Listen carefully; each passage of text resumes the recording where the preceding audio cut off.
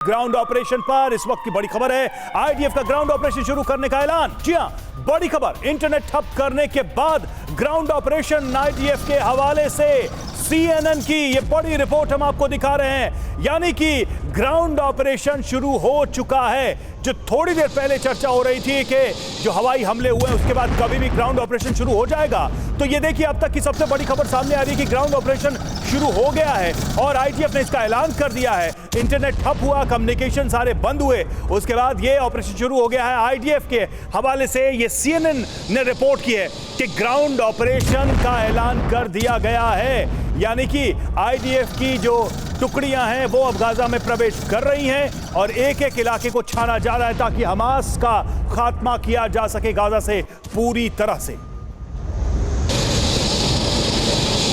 तो देखिए, इसी को लेकर एक और बड़ी खबर, आईडीएफ इजरायली डिफेंस फोर्स और हमास के बीच भीषण जंग की खबर अब सामने आ रही है, क्योंकि गाजा में इजरायली ग्राउंड फोर्सेस दाखिल हो गई हैं। ग्राउंड ऑपरेशन शुरू हो गया है। जो रिपोर्ट बतला रही है, ग्राउंड फोर्स को एयरफोर्स का सपोर्ट मिल रहा है, बैकअप सपोर्ट।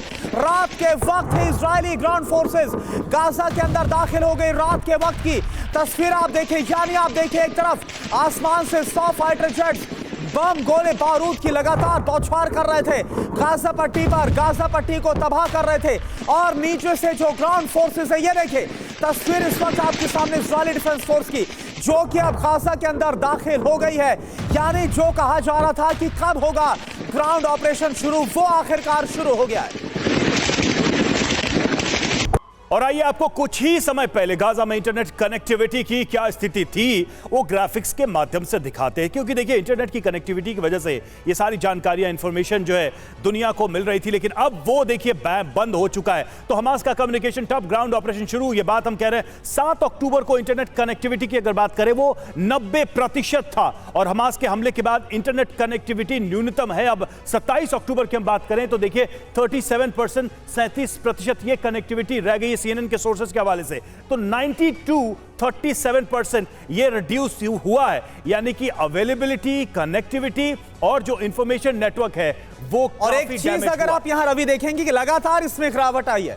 ऐसा नहीं है कि ये 7 की तारीख और वहां पर 27 अक्टूबर की तारीख अचानक से, लगातार ये जो ग्राफ है वो किस तरह से 90% से धीरे धीरे 80-70 करते हुए धीरे धीरे करके वो फिर 37% तक आ गया। और अब इसी बात को लेकर हमास ये बोल रहा है कि ये एक नरसंहार की तरह से आपने हमें काट के रख दिया पूरी दुनिया से। प्रोफेसर सतीश कुमार, ये अब सवाल है कि ग्राउंड ऑपरेशन शुरू हो चुका है। सीएनएन के हवाले से ये खबर आ गई कि आईडीएफ ने इसका ऐलान कर दिया है। प्रायोरिटी क्या होगी इस ग्राउंड ऑपरेशन की, आपको क्या लगता है? अंतिम लक्ष्य तो हमास का खात्मा है, लेकिन इस ग्राउंड ऑपरेशन की जो इनिशियल प्रायोरिटी है वो क्या है? लोगों को बचाते हुए हमास को मारना, या फिर हमास दिखे और खत्म, कोई भेदभाव नहीं? रवि जी, लगता है कि रोड क्लियरेंस के बाद ही ग्राउंड ऑपरेशन की शुरुआत हुई है।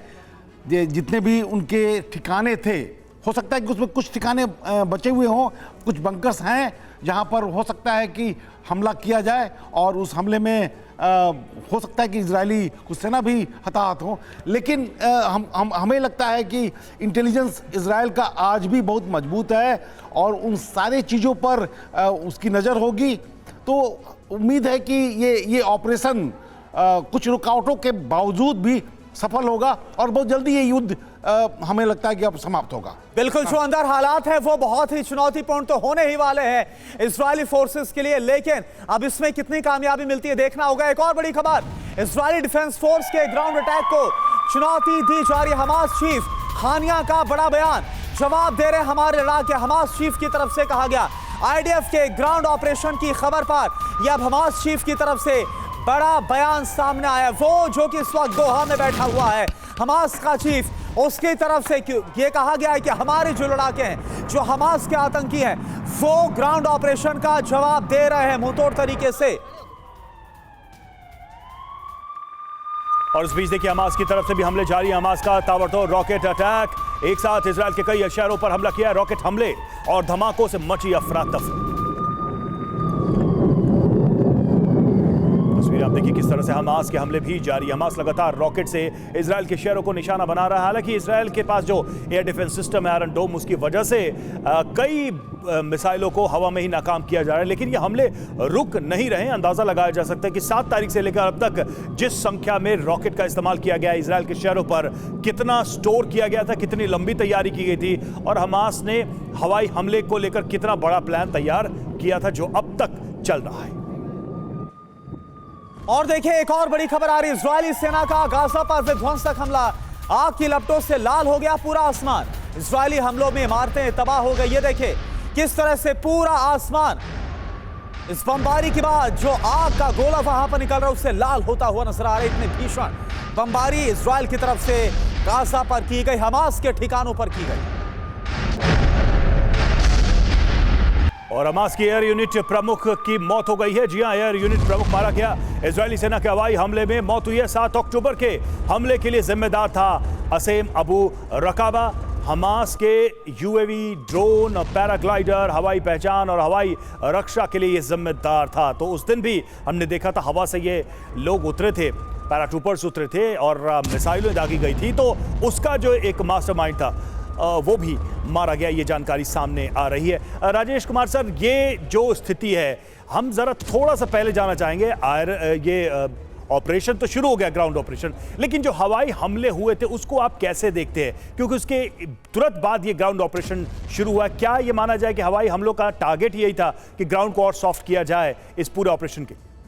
देखिए, जब भी कोई ग्राउंड ऑपरेशन होता है तो ज़रूर जिसको हम कहते हैं ना कि जो बैटलफील्ड है उसको शेप किया जाता है, और उसके लिए एयरफोर्स, नेवी, जितने भी आर्टिलरी, जितने भी लॉन्ग रेंज वेक्टर्स हैं जो कि दूर से मारे जा सकें, उनका इस्तेमाल किया जाता है, ताकि जो इन्फेंट्री के लोग जब सामने सामने हो तो उनके आगे जो है जो रेजिस्टेंस है वो बहुत कम हो। अब आपने देखा कि हमास के फाइटर्स बोल रहे हैं या हमास के चीफ बोल रहे हैं कि हम जवाबी कार्रवाई कर रहे हैं, पर क्या उनकी कितनी जवाबी कार्रवाई हुई है, कैसे हुई है? अब आपने देखा कि परसों रात को जब 3 जगह से इजरायली फोर्स घुसी, एक नेवी की तरफ से, एक और 2 नॉर्थ में से, तो ये सब प्रोबिंग मिशंस थे, ये सब रिकॉनेसेंस मिशन थे, ये सब देखने के लिए कि भाई कहाँ कहाँ इनके डिफेंसेस हैं,